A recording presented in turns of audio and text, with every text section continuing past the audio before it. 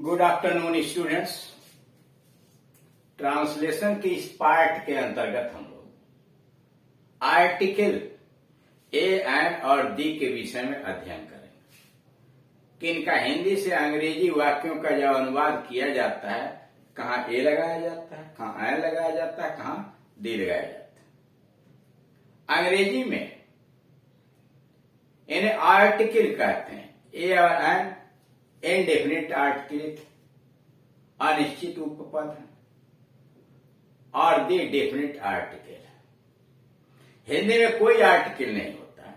हिंदी वाक्य में ए और एन का प्रयोग नहीं होता। इसका कहां कहां यूज करते हैं, कैसे प्रयोग करते हैं, उसके विषय में जानकारी दी जाती है। पहले नोट लिखा है A are used in English but not in Hindi. A और एन का प्रयोग अंग्रेजी में तो होता है, लेकिन हिंदी में इसका प्रयोग नहीं होता। रूल नंबर 1, सभी एक वचन काउंटेबल जिनकी गिनती की जा सके, सभी सिंगुलर नंबर एक वचन, और काउंटेबल कॉमन नाउन जिसे गिनती किया, जैसे मान लीजिए है मेज है, कुर्सी है, लड़का है, लड़की है, यह क्या है? यह कॉमन नाउन है। लड़का कॉमन नाउन है, बॉय गर्ल कॉमन नाउन है, कुर्सी कॉमन नाउन है, और इसकी गिनती की जा सकती है। तो किसी भी सिंगुलर कॉमन नाउन्स के पहले ए अथवा एन का प्रयोग होता है। जैसे दिस इज ए टेबल, यह एक मेज है। दिस इज एन एग, यह एक अंडा है।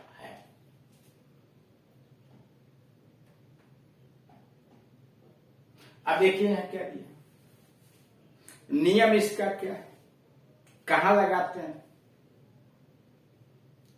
जिस सिंगुलर नंबर काउंटेबल नाउन्स की शुरुआत वावेल से होती है, ए ई आई ओ यू से होती है, और उसका उच्चारण भी स्वर ही होता है, अ आ ई इत्यादि से होता है, उसके पहले एन लगाया जाता है।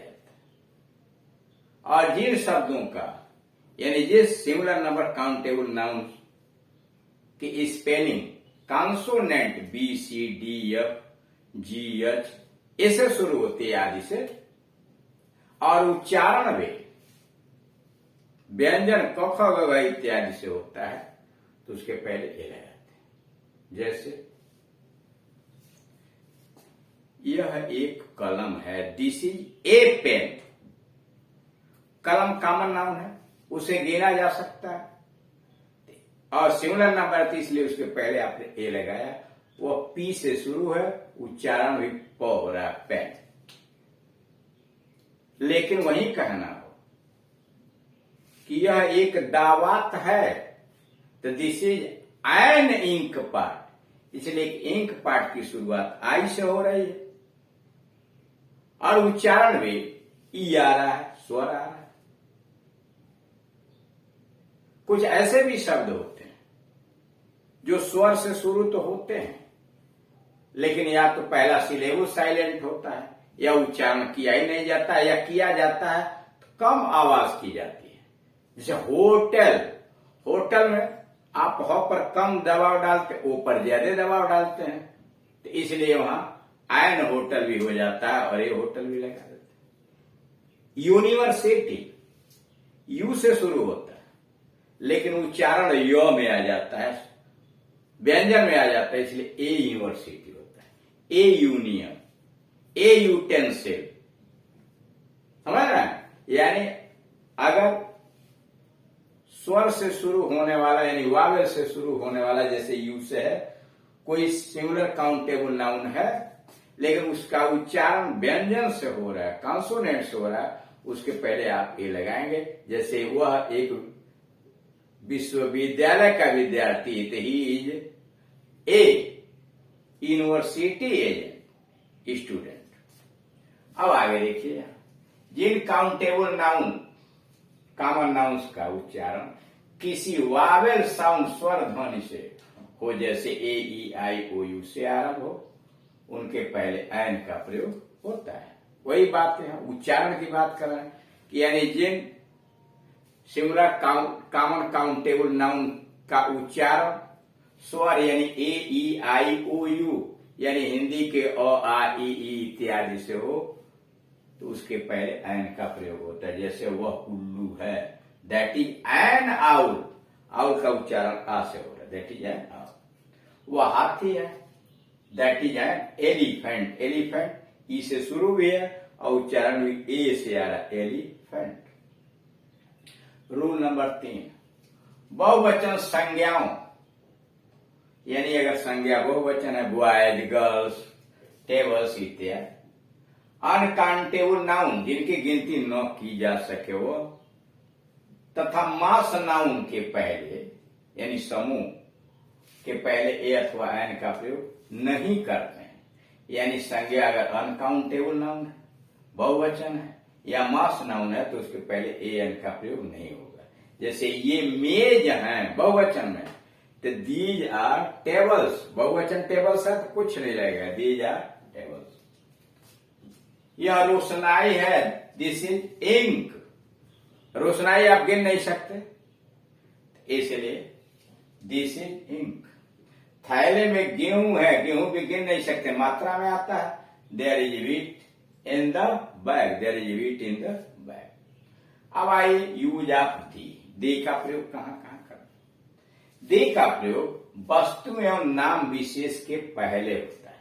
करा दी का प्रयोग किसी वस्तु या नाम विशेष के पहले होता है। जैसे सूर्य दिन में चमकता है, the sun shines in the day, सूरज दिन में चमकता है, the sun shines in the day.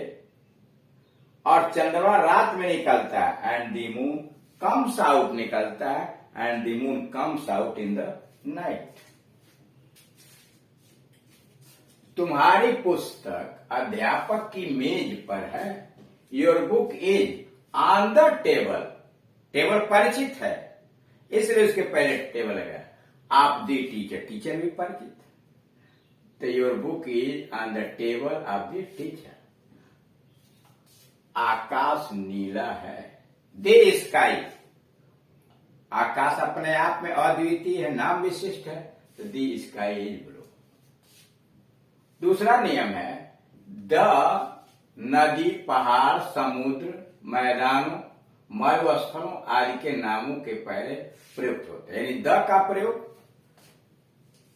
नदियां, बड़ी बड़ी नदियां जो हैं, पहाड़ जो है, समुद्र है, मैदान है, मरुस्थल आदि के नाम के पहले आता है। जैसे गंगा बड़ी नदी है, दी गंगा, दी गंगा, दी जमुना, दी सरस्वती, दी कावेरी, सबके पहले दी लगाएंगे। The Ganga is a big river. Himalaya Bharat के उत्तर में है, the Himalayas, the Himalayas, Himalaya के पहले दी लगेगा। Are to the south of India, दिशा के पहले दी लगा, are to the south of India. जब दिशा के पहले अगर प्रीपोजिशन लगा हुआ तब तो दी लगेगा, नहीं तो नहीं लगेगा। जैसे यहां देख रहे हैं टू आया प्रीपोजिशन, साउथ के पहले इसलिए दी लगा। हिंद महासागर भारत के दक्षिण में है, द इंडियन ओशियन, हिंद महासागर, the Indian Ocean is to the south of India, the Indian Ocean is to the south of India. Pampas दक्षिणी अमेरिका में है, the Pampas are in South America, the Pampas are in South America. Rule number 3, the का प्रयोग superlative degree के adjective के पहले लगता है। यानी वाक्य में अगर सुपरलेटिव डिग्री का एडजेक्टिव आया है तो उसके पहले द का प्रयोग होगा। जैसे वह सबसे बड़ा कमरा है, that is the biggest room, biggest, big का सुपरलेटिव डिग्री है, बिगेस्ट रूम, तो इसलिए उसके पहले द लगा, that is the biggest room. Mahesh यहाँ सबसे लंबा लड़का है, Mahesh is the tallest man here, Mahesh is the tallest man here. Rule number 4, किसी भी कॉमन नाउन जिसका एक बार पहले वर्णन हो चुका है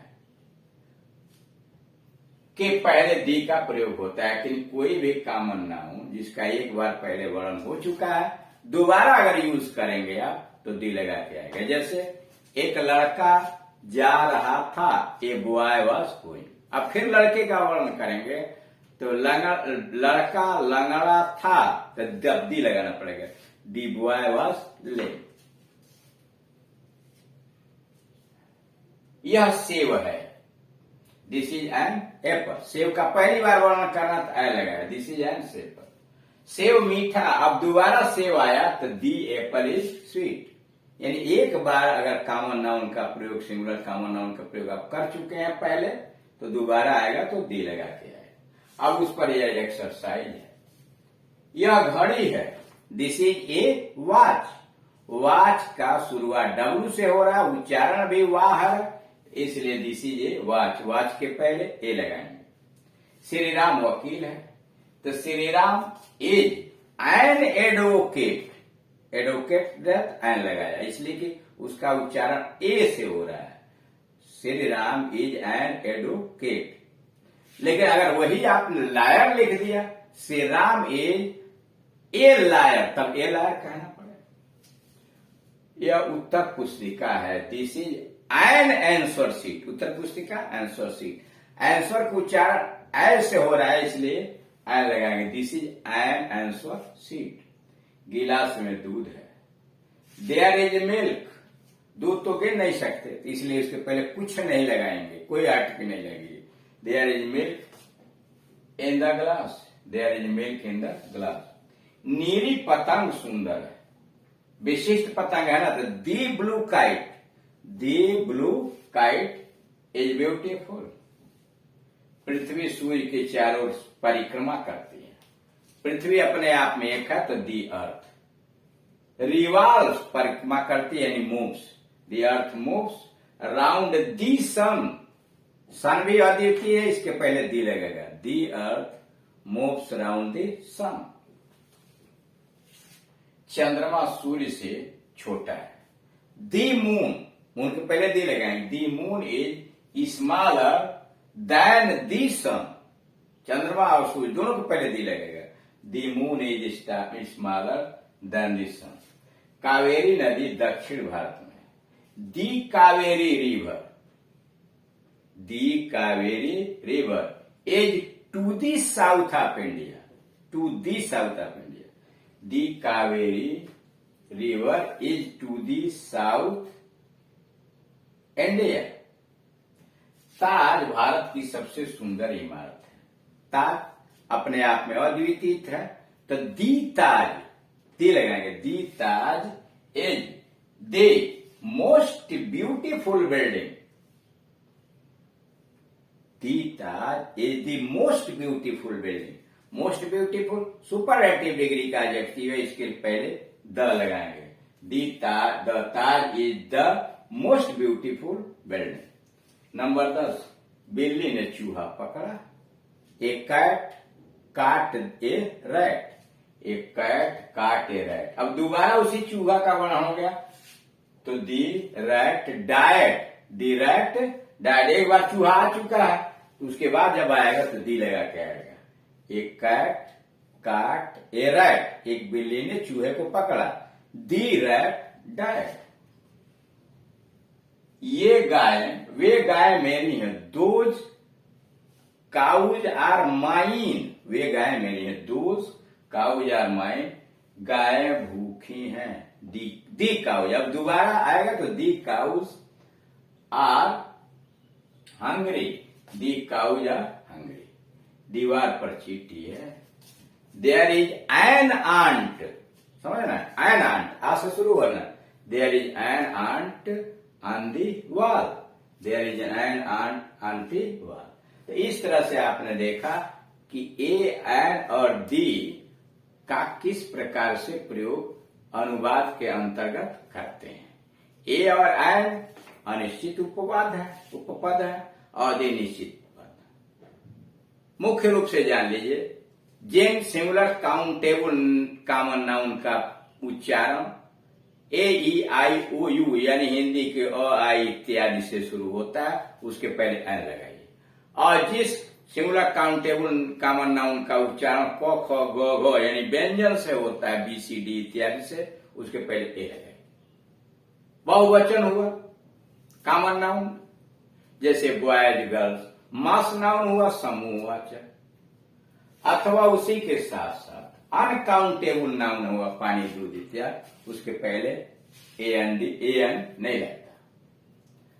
अब आइए दी पर। दी जो है वह उस वस्तु या नाम विशेष के पहले होता है, जैसे सूरज, चंद्रमा, आकाश, उसके पहले होता है। दूसरा रूल है, जितने भी बड़े नदी, पहाड़, पुस्तकें, धार्मिक पुस्तकें, मैदानों, मरुस्थलों, इनके पहले द का प्रयोग होता है। तीसरे नंबर पर सुपरलेटिव डिग्री का एडजेक्टिव आया है, उसके पहले दी लगेगा। जैसे Ram is the talent boy, सबसे लड़का इन द क्लास। और किसी सिंगुलर काउंटेबल नाउन का प्रयोग एक बार हो चुका है, दोबारा आप उसको वर्णन करेंगे तो दी लगा के वर्णन